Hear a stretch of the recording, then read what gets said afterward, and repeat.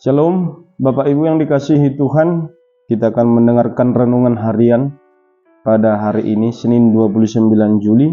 Sebelum kita mendengar firman Tuhan, mari kita berdoa. Kasih karunia dan damai sejahtera dari Allah Bapa Tuhan kita, dari Yesus Kristus menyertai kamu. Amin.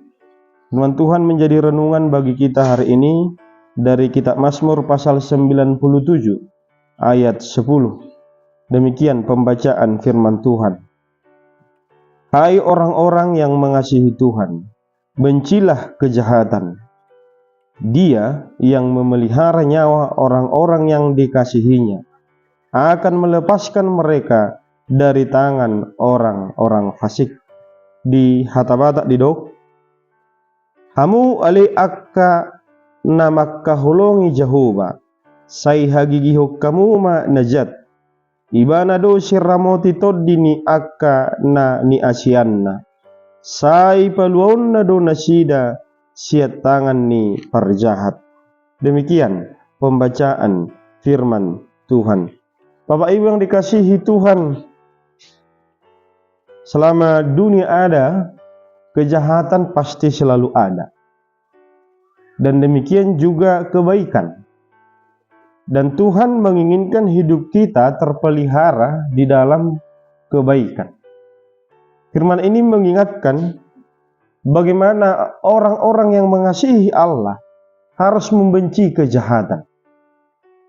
Berarti tidak berkompromi dengan kejahatan dan tidak ikut juga melakukan sesuatu yang bersumber daripada dirinya, kelompok, komunitas, atau siapapun.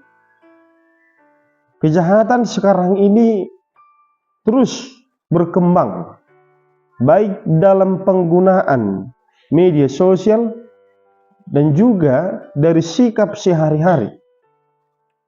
Firman Tuhan mengingatkan kita bagaimana kita tidak ikut serta melakukan kejahatan. Bapak Ibu yang dikasihi Tuhan, mari kita merenung dalam keluarga kita. Adakah kejahatan yang sedang kita lakukan? Adakah kejahatan yang sedang kita sembunyikan?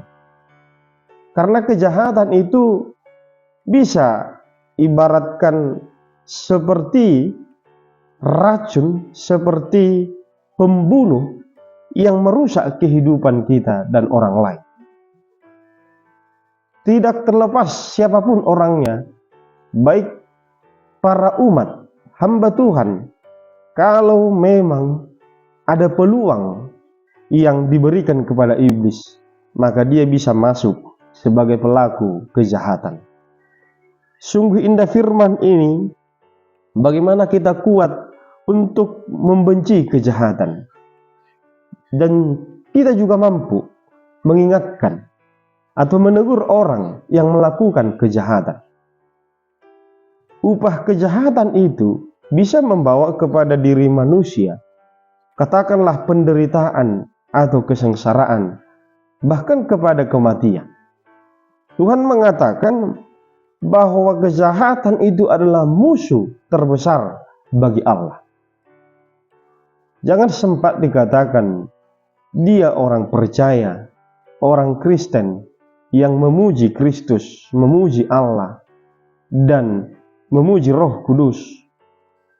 Dia berdoa, beribadah, tetapi kejahatan merajalela. Itu paling parah. Bapak Ibu yang dikasihi Tuhan, yang kedua dari firman ini, Tuhan melepaskan kita dari orang-orang fasik. Orang-orang fasik adalah gambaran orang-orang yang melakukan kejahatan, atau bahkan orang yang tidak taat kepada Allah. Jadi Tuhan tidak membiarkan kita menjadi ikut bagian mereka, jikalau kita mau taat dan tunduk kepada Tuhan. Bapak Ibu yang dikasihi Tuhan, apakah kita bagian milik Kristus? Jika kita bagian milik Kristus, Tuhan membimbing kita agar kita tetap hidup taat, hidup hormat, ada memiliki rasa takut kepada Tuhan. Kalau kita melihat kehidupan ini, setiap hari kejahatan selalu ada. kita mendengar berita di televisi, di media sosial, kejahatan selalu ada, pembunuhan dan yang lain. Bahkan pelaku-pelaku kejahatan itu juga ada orang-orang yang sudah berdasi, para pejabat yang melakukan kejahatan korupsi. Bahkan ada orang yang melakukan penindasan, pelaku ketidakadilan. Jadi hidup ini harus kita katakan, selagi ada bumi ini akan ada kejahatan. Apa yang mau kita lakukan? Tuhan mengatakan, taatlah, hiduplah di dalam takut akan firman Tuhan dan melakukan firman Tuhan, supaya kita mampu menghidupi yang namanya kehidupan yang benar di dalam jalan Tuhan.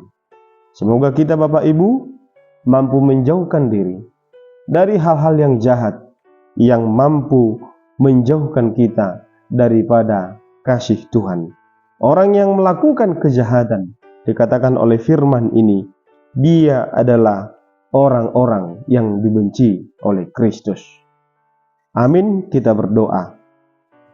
Terima kasih Bapa di sorga, firman-Mu membimbing kami, agar kami hidup di dalam ketaatan akan firman Tuhan.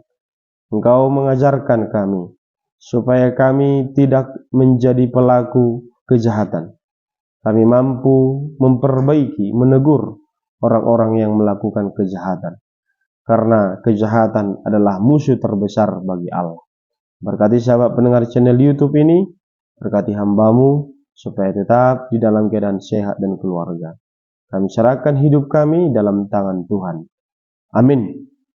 Shalom Bapak Ibu, Tuhan memberkati kita. Salam sehat selalu.